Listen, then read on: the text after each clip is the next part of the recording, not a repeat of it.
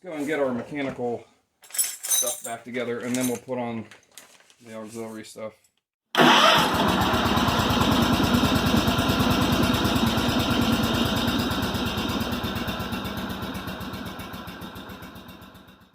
Two push rods, and they are pretty much the same. I know Briggs has a different one, you know, depending on where it's at, whether it's an intake or an exhaust. Kohler's like, we'll make both of them junk and then it won't matter. There we go. Put a little lube on the bottom of the push rod. Same here. Something there. Alright, there we go. And we'll do a little dab here, here. And I'll put a little bit right over by the, I should have done that first, but a little bit right here where it rides on that guide. This top end of the engine's pretty dry when it first starts up, so there we go. Alright, everybody's lubed up and happy. I don't want a bunch of lube on the top of the stem, on the top of the push rod, because it's going to affect my valve clearance.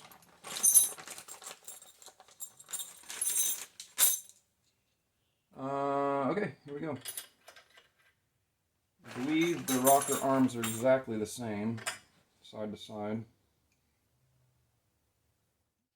The center screw with a tiny little Torx adapter is the lockdown, and the outer hex is the adjustment. So I've got them adjusted now. I've got a 7/1000 gap over here, and a 5/1000 gap over here. Ish, it's close. And I've rotated the engine around, watched everything move. There goes our exhaust. Did not bottom out on the guide. And I'll show you the difference. Definitely look at this, because this was the main problem. You can see now with the valve fully open, you can see the guide is now several springs down instead of up by the half spring. And this is even with it compressed. So here's our intake. There's our exhaust. Kind of hard to see, but when we rotate it, you'll see it better. Okay, now the intake's opening. So we can see the exhaust has a lot of rim. It's not going to hit that guide. And I'll rotate it around again so you can see.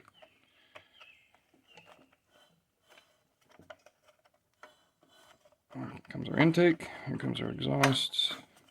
Oh, that's just the compression release, I think. Or the overlap. It might be the overlap period. Oh, come on. All right, we're building compression now. You know, a smarter person would probably... There we go. Now we're moving the exhaust valve. A smarter person would probably just remove the spark plug, so this is easier, but... And you can see the stem is there, and then the guide is actually down in there. We're not hitting it, so... Yeah, you can still see the stem there. It's not the guide. So, it's fully open. No hitty, no bad things. So let's continue with the reassembly. What are we gonna do first? Exhaust probably.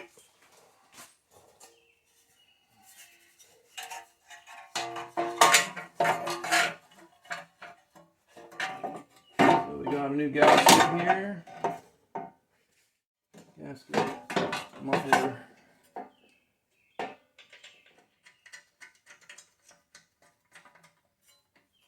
Okay, that was this one here. So I'm going to bolt it also to the head to try to make sure that things still fit the way they're supposed to fit. I don't want it to be misaligned with the front right here when I go and lock it down, but I want it to be secure at the engine first. That's the main thing. So bolt this down.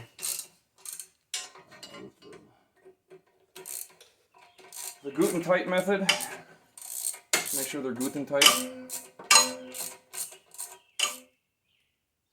It's aluminum. Don't want to go crazy on it. Alright, and then we got some 10 mils up here. This guy.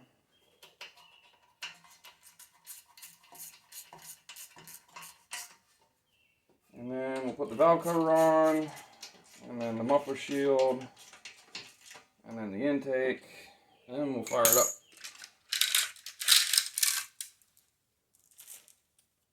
Let's clean this up real quick. Wow. Nasty.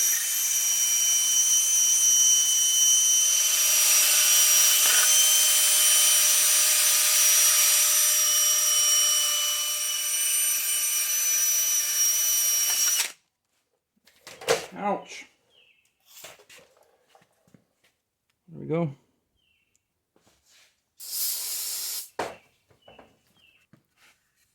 Wipe that guy down a little bit. Get all that cruft out of there.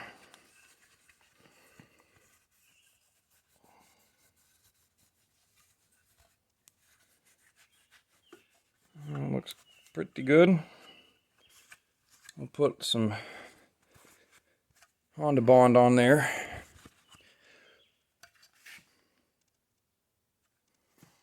Wow, what a mess, man. Nothing like working on the, I feel like I'm doing flat right here.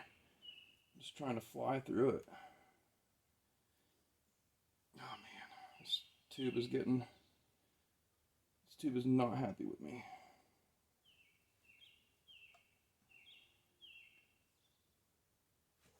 This is the stuff right here. HondaBond HT. It's fantastic stuff, man. It does a great job. How much? Just enough. I think most people just overdo this stuff here. I did too when I first started this. You know, this the kind of a thing where you think that if a little's good, then more is better. And that's not necessarily the case with this stuff. With a stamped sheet metal gasket like this, I'm going to go a little heavier than I normally would, because it will help with the distortion. So I'm going to run a second bead on it. Hopefully I don't have to be back in to adjust these valves for a while. That should be plenty. Actually probably too much, but I don't want to have a leaker, so I'm going to wipe the inside a little bit too to make sure I don't get a bunch of it coming over into the inside of the surface. Alright, let's get this guy on there.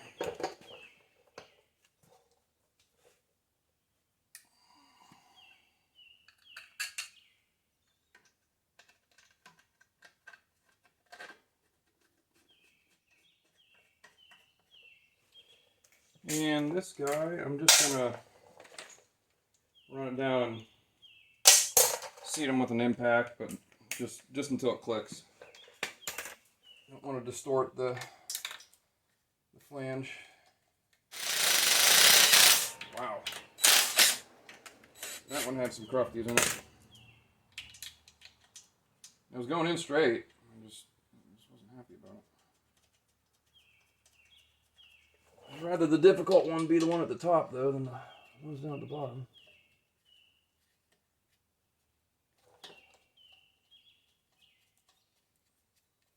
They use a lot of these like self-threading bolts anymore. That just sucks because they don't really make good threads. They make threads that'll hold once, but they're not really meant to be like taken apart a bunch. So not the best.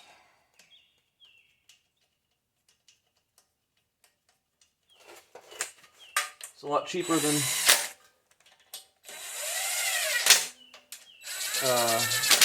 than machining every single head.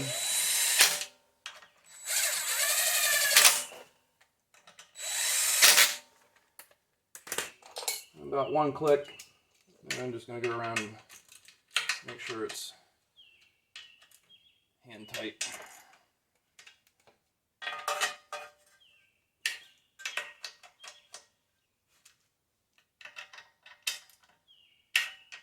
And if you look over the top, nice little bit of gasket material popping out. So I think we're gonna have a pretty good seat there. Okay, exhaust is on. The shield isn't, but I'm not gonna actually worry about the shield right now. Let's just get this carburetor back on there. So I just need this one. Funky one? Yeah, it's that funky one. Oh, there's that weird, like, taped gasket I was talking about. I was peeling it off and it was all weird. Yeah. Still got a little chunk of something there. I gotta pop that off. Tiny little piece of material there. Get off here. Come on. Go away. Alright. I assume I get a little guy like this and it's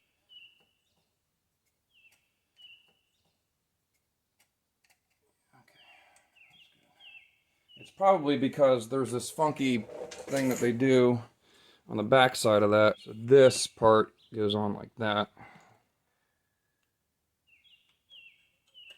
Seals to there.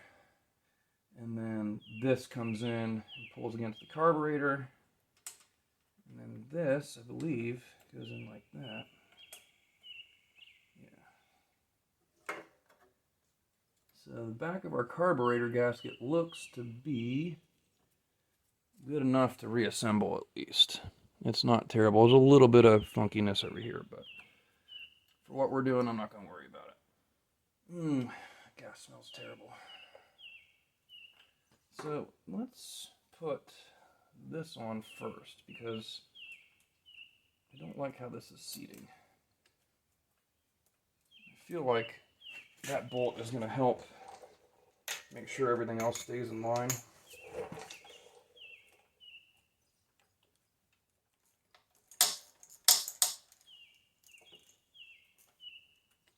I need 8 hands, please. 8 of them. Hands. I need them. Okay, so that's loosely in there. Now this is captured, at least. It's not going to fall out. And we got this guy here. Here. Here. Here. Okay. What am I missing? Oh, carb solenoid down at the bottom. You forget that, it will not run. Oh, let's shove that back in there. And then the air cleaner guy thing. Which way did you go? Go like this. So he goes in like that. I should probably, let's put the fuel back on first because I won't be able to get to that very well.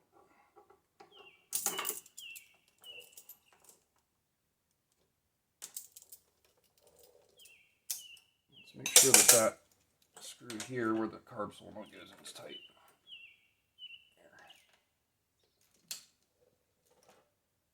There. Okay, so that's tight. Now this guy, hopefully will be tight.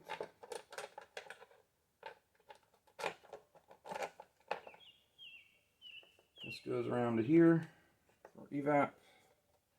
Where is the breather hose? Here it is. Breather hose. Go in there. Go in there. Carb actually tightens against the stud right here. Bolts. Damn, come on.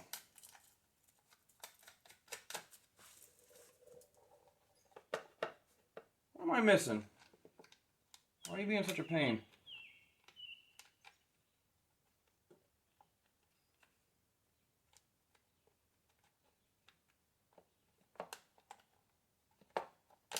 A 110 millimeter nut. Come on, get in there. That one I think was actually loose when I got here. I think it's strange. Maybe if anybody was anywhere, they were there. Nobody's really touched this engine very much, so. There we go. Okay, nice and snug. Ready to go. spark plug. Check oil.